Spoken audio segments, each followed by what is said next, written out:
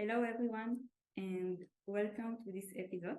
I am really excited to have here our very special guest, Dונהי. He's teaching yoga for 30 years and for me is the best teacher for yoga philosophy and adjustment. And before we start with some questions, you want to tell about yourself a little bit? What would you like to know?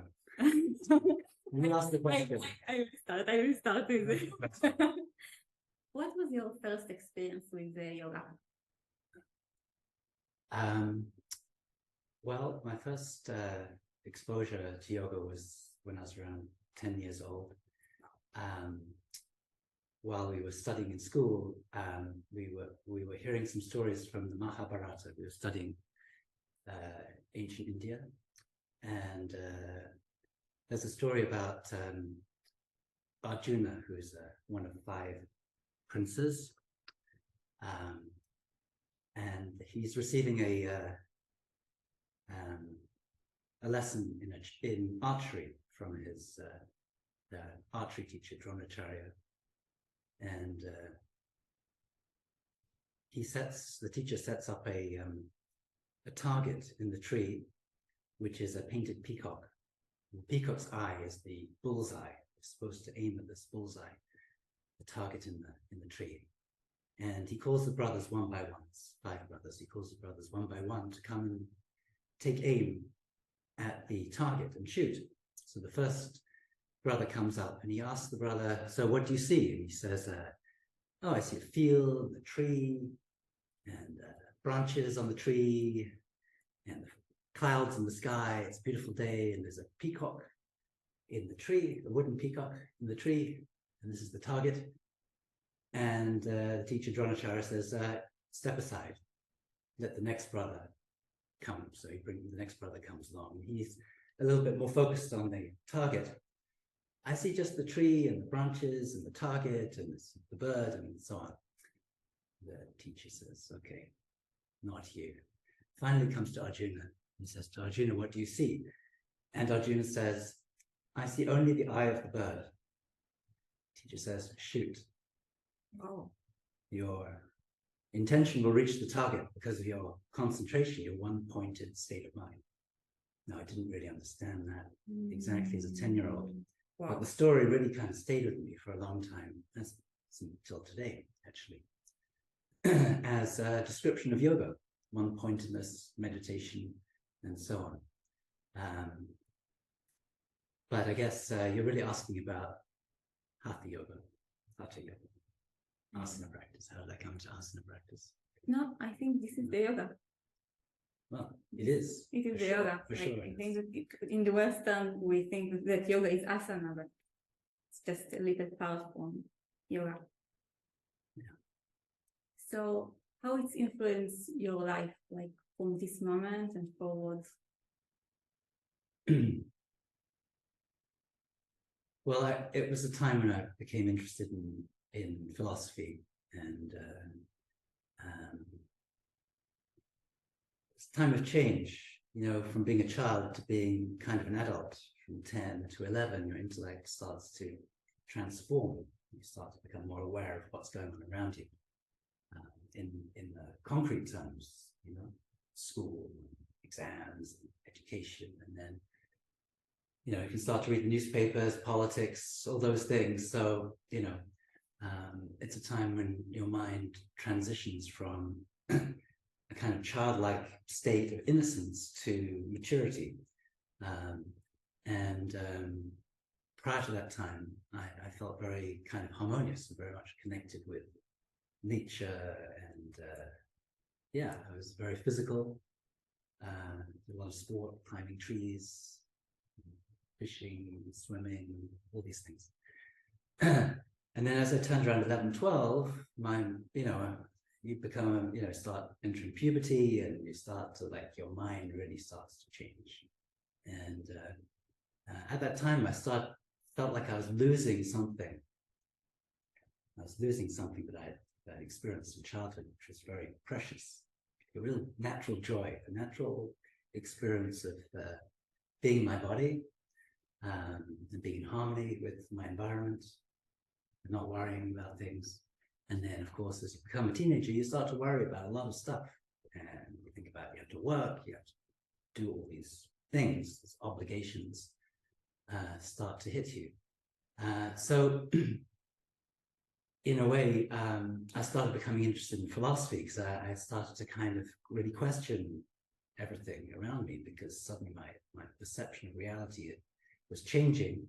But I also felt that what I'd experienced previously was much more real, so much more vital. Like there was a real like vibration in that experience of being a kid, you know, which is so complete. And then as you become smarter, more intellectual, more rational, you start to shut down certain aspects of your personality and certain things which are not acceptable or whatever. You know? You start to rationalize things, you start to control your behavior, you start to change your behavior according to what was expected of you externally. So all these things. So it got me interested in philosophy and spiritual philosophy eventually. First of all, existentialism and that kind of thing. And then my grandma actually, when I was about 12 or 13, gave me a book by Paul Brunton called A Search in Secret India. Paul Brunton was one of the earliest, not earliest, but the early Westerner in the end of the 19th century, I believe, maybe beginning 20th century actually, who went to India and studied with Ramana Maharshi and wrote about it, all these things. So she gave me a book that got me interested in Indian philosophy. But it took me it took me about 18 years before I came to actually practice asanas and, you know, do real yoga training, go to India and so on. Wow. So it's quite a long time from then. My first exposure to actually starting to practice. In between, I got really interested in meditation and various things, psychology, Buddhism. But I found I couldn't really meditate because I was also doing a lot of like drugs, alcohol, eating meat, excessive lifestyle. And I was also trying to meditate, and two just really didn't go together. And then eventually I had a health crisis and a kind of psychological crisis, you could say as well, in my late 20s. And I needed to find something to kind of save me. So kind of yoga kind of saved me from a very dark moment also in my life. But it sort of combines for me the philosophical as well as the therapeutic, the health-giving benefits of yoga are amazing. It's also geared towards meditation. And I'd always been very athletic, so it also was very good for me to have something to kind of, some exercise, physical exercise. So I became interested in Hatha yoga. Wow. Because of that, and all of those things. And how yoga helped you with this challenge, you know, because there are many people that are not really familiar with the benefits of yoga, and because I think that in challenges is the most meaningful time for practice yoga, so I want to hear more about this. Well, it was a time which was extremely challenging for me because I had really bad health condition. I had a lot of pain in my body. I was in a crisis in my life where I had a young child, just got divorced. A lot of things were, you know, very difficult for me. It's hard to say in a way, like, how did yoga help me? Yoga became a totally integrated part of my life. It became so much part of my life that it became my profession, you could say, call it profession, my practice, my teaching, and my interest in terms of reading and study, which could really expand in such a big way through yoga. And obviously practicing yoga took me to India many times, and I was exposed to many different aspects of yoga is really it's not really a philosophy. The word yoga means samadhi. The word yoga means total absorption, concentration, and then many different forms of concentration, samadhi, that can be experienced through different types of arts, sciences. And hatha yoga is just one of many different types of ways in which you can evolve to move towards deep experience of yoga. You can move through music, through vocal, through cooking. There's many different ways, through food, nutrition. These are all ways in which you can explore yoga and experience yoga, and expands and deepens your experience. So yoga became really completely part of my life. It totally changed my life. And when I'm speaking about yoga, we're talking about what's called yoga sadhana. So sadhana means when you do something repeatedly, ideally the same thing every day. So it's not going to a yoga class from time to time, doing this style of yoga, then that style of yoga, although you can potentially create some kind of a sadhana for yourself in that way. But sadhana really means mainly self-practice, and the same practice which expands beyond it being just a physical stretching, breathing, into the way you eat, into the way you sleep, into the moral, ethical values that you have. The quality of your yoga practice expands to throughout your whole life, where you parent, where you're with your children, where you're with your partner. All these things become part of yoga. So it's very hard for me to say, yoga did this, this, this, and this. It made me stronger, it made me healthier, and it became totally integral for me. It took me to India so many times. Spent many, many years actually.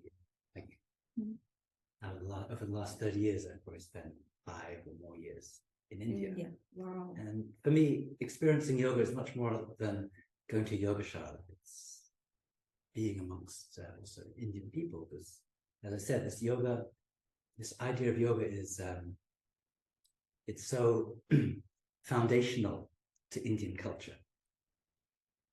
Everything is created through yoga, in the sense of all the great epics, all the scientific discoveries.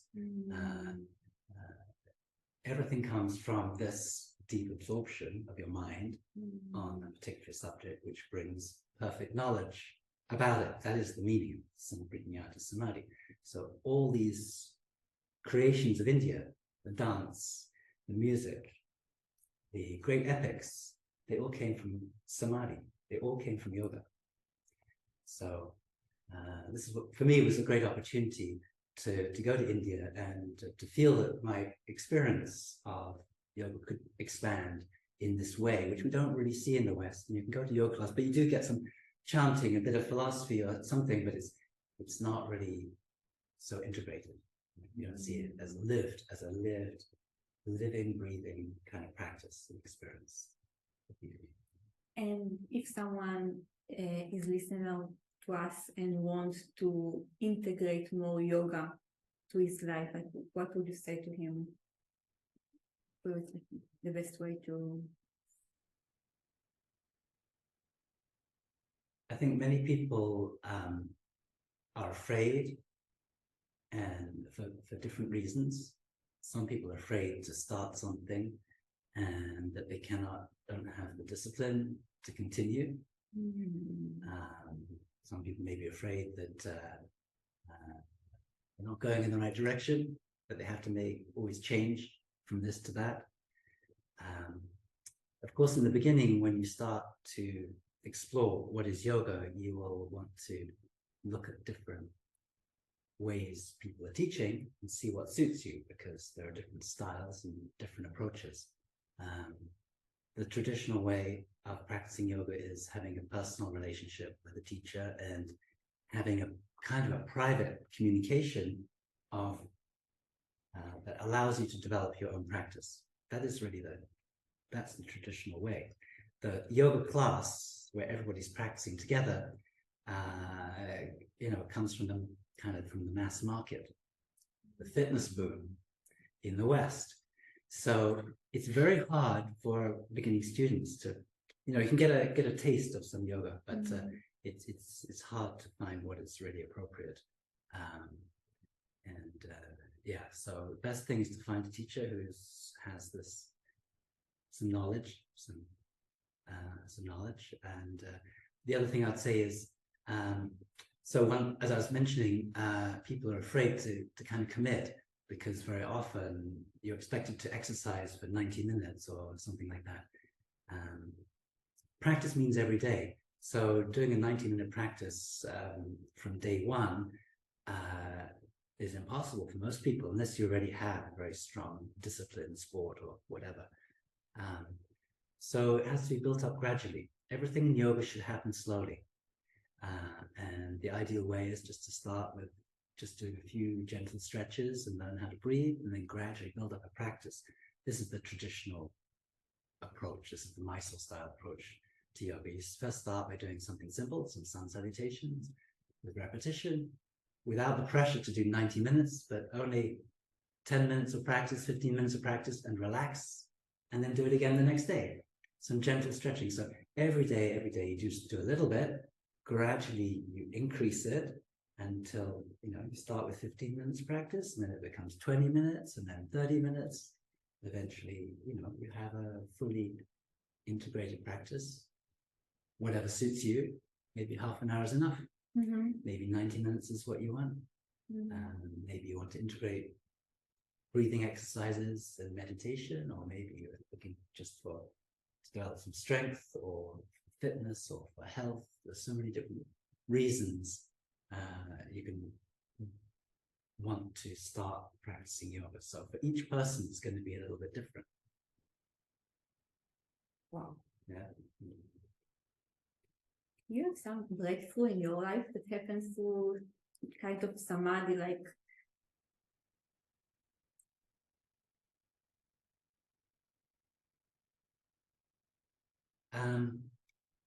I think a lot, actually, and I think everybody does. I've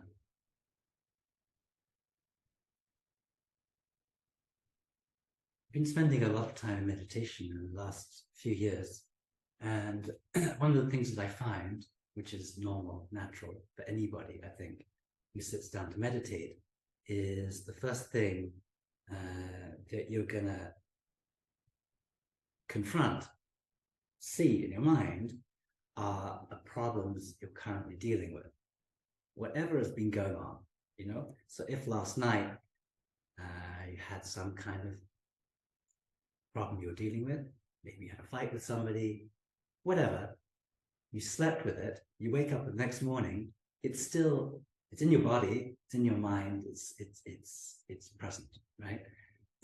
So I think it's totally natural when you go into meditation to kind of resolve some of your issues, things that you're thinking about dealing with on a day-to-day basis.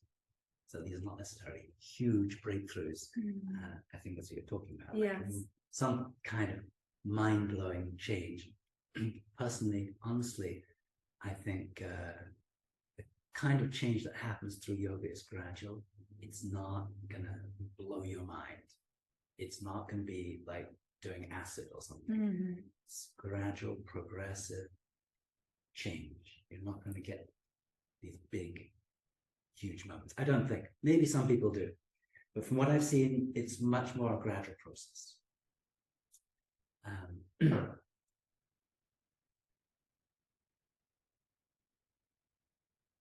So, I think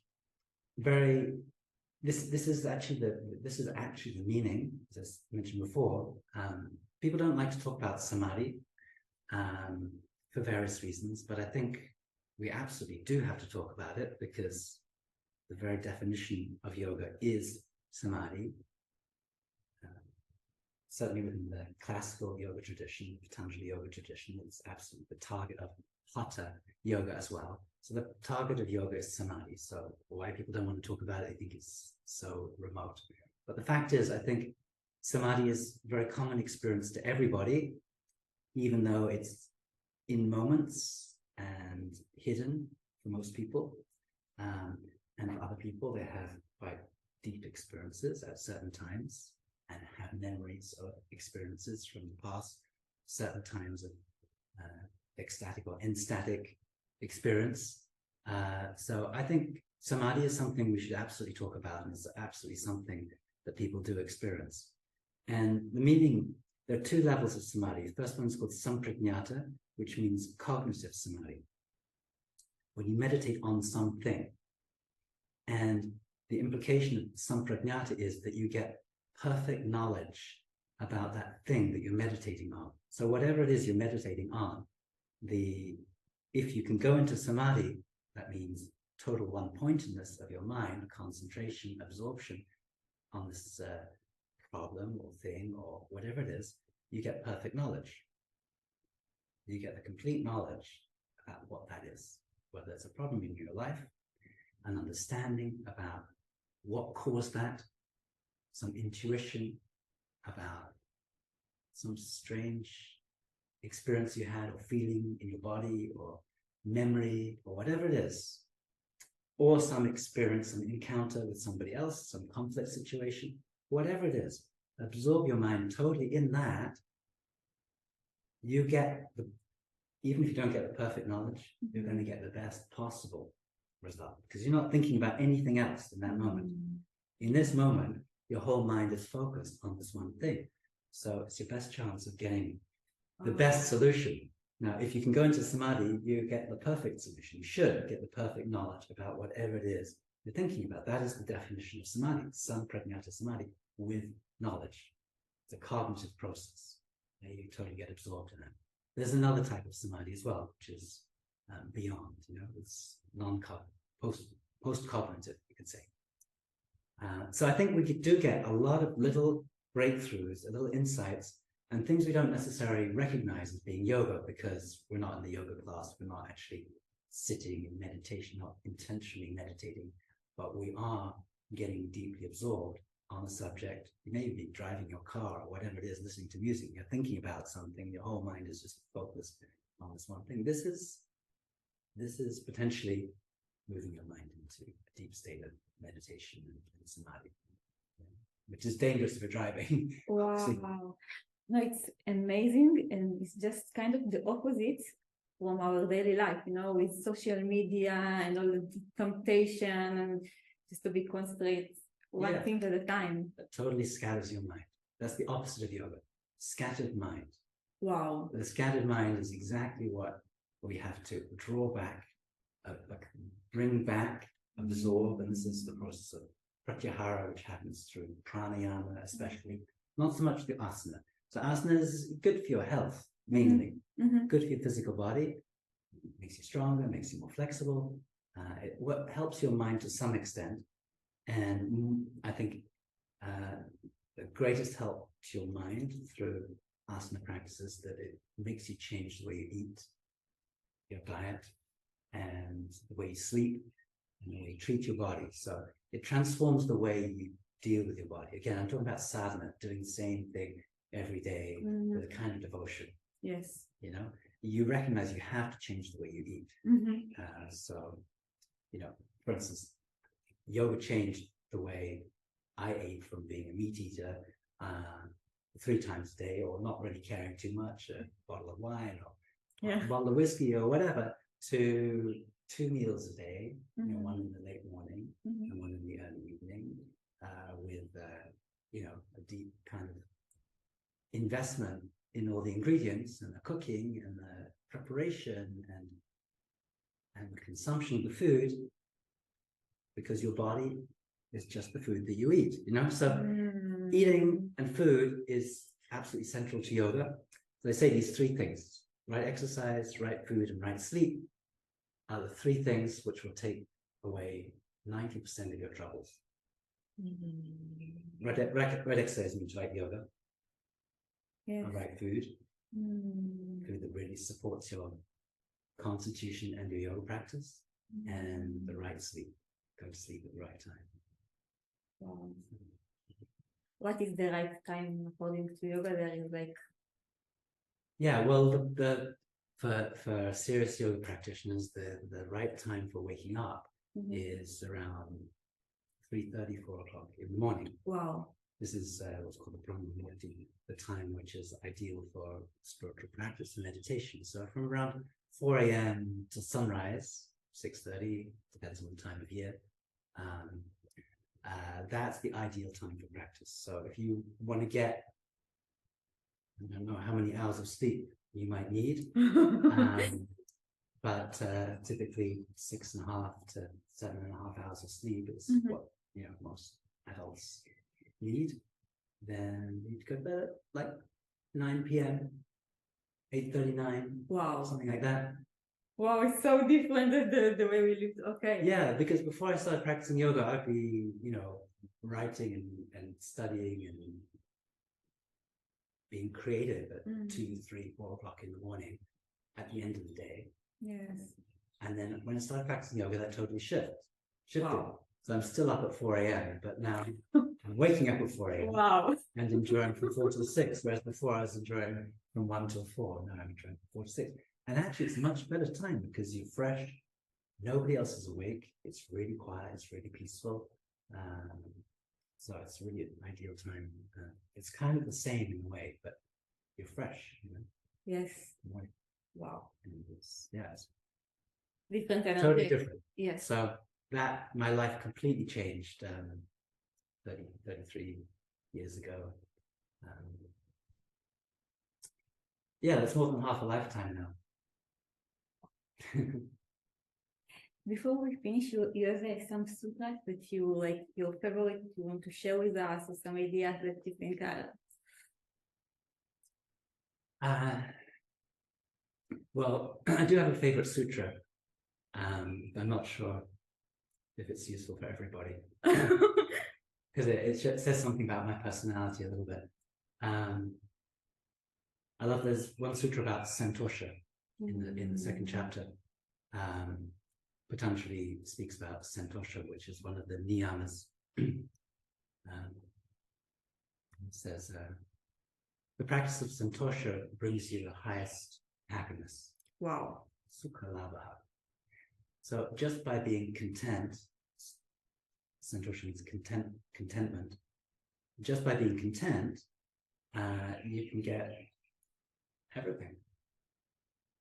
And if you think about it, it's logical because if you don't desire anything, if you don't stress about anything, if you're just totally okay, then you're okay.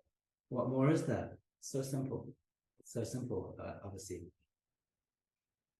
Not in practice necessarily, but anyway, just being, it's kind of, shouldn't require a lot of work. I think it's a really good message that like yoga, it seems maybe complicated, but it's really simple also, like the contentment.